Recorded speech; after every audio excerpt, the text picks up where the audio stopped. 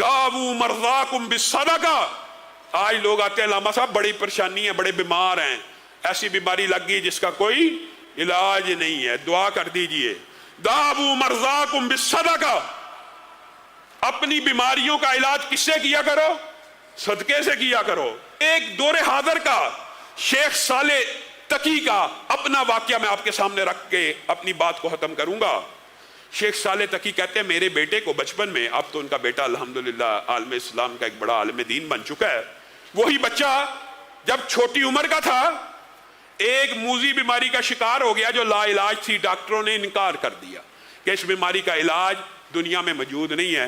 मायूस हो गया मैं, बड़े जतन किए, बड़ी दुआएं की। कहा अचानक मेरे दिमाग में ये हदीस, एक दिन की बात है, एक ही दिन की हदीस आई है, एक ये दावू मर्जाकुम बिस्सदका, अपने मरीजों का इलाज सदके से किया करो, अपनी बीमारियों का इलाज सदके से किया करो।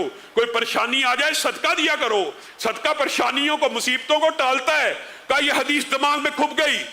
उसी टाइम जेब से पैसे लेके घर से बाहर निकला, कोई बंदा ना मिला, कोई बंदा ना मिला, रात का टाइम था। अचानक बात आई, कोई चीज नहीं मिली किसी को दे सकूं।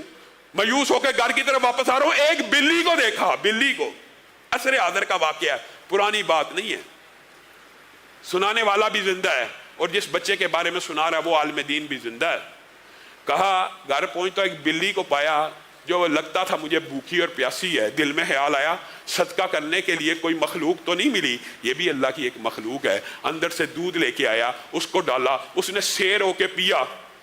कहा ये अमल करने के बाद मैं बिस्तर पे लेटा, मैं सो गया। मुझे ख्वाब आई एक काले कव्वे ने मेरे बच्चे के ऊपर हमला किया है और यही बिल्ली जिसको मैंने दूध पिलाया था ये आई है, उसने उस कव्वे को काट खाया और चीर फाड़ के उसको हजम कर गई है। कहा उसी टाइम ख्वाब देख के उठाऊं, बच्चे का बुखार खत्म हो चुका है, बच्चा तंदुरुस्ती की तरफ जा रहा है। अगले ही दिन रिपोर्टें कराने गए, एक रात के अंदर अंदर डॉक्टरों ने कहा ये क्या मौजज़ा हो गया, बीमारी तो खत्म हो चुकी है, बीमारी का तो नामो निशान नहीं रहा। आप सदके को क्या समझते हैं?